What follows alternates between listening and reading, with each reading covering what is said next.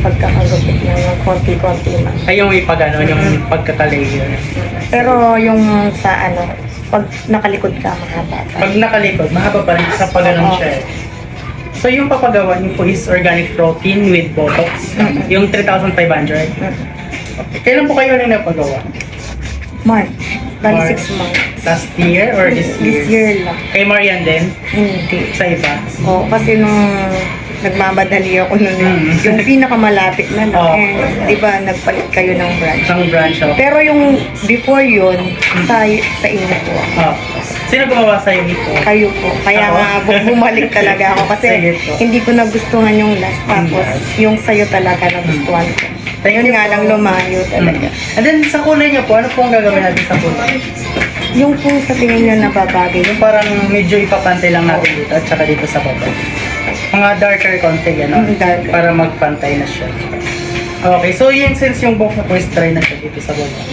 Tapos igugupitan na lang natin dito mga ganito, kaba, or dito, later. Palayer naman siya, so mahaba pa rin siya tingnan. Sige. Perfect. San Fernando branch ka pa nagpagawa din natin? Sa intersection, kaso wala na kayo doon. Oh.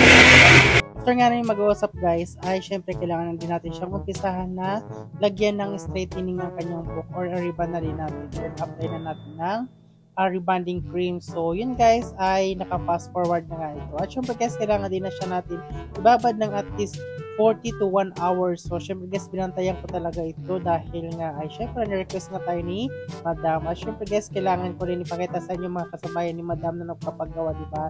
Hindi marami nga tayong customer for today's video. At kailangan ko nga din siya guys lagyan ng Pura Collagen para galing saan kayo ma'am?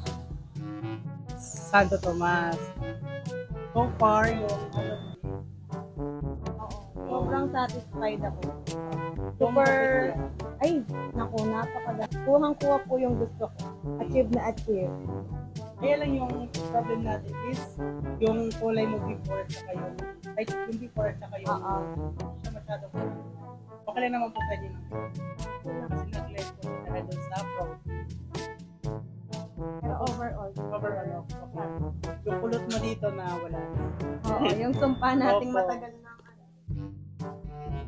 At saka, pag nabanlawan mo siya, ano lang, banlawan mo siya pagkatapos ng after 2 to 3 days and then, shampooin mo siya 2 beses para ma-wash yung gamot. Kasi medyo malaki po yung treatment na ginamit. Yes po. Babad mo siya ng 5 minutes kapag yung ginagamit mo babad mo siya. So far okay naman, no? Wala namang thank you po. Surely babalik. Ginagawa mo is organic protein. Thank you po.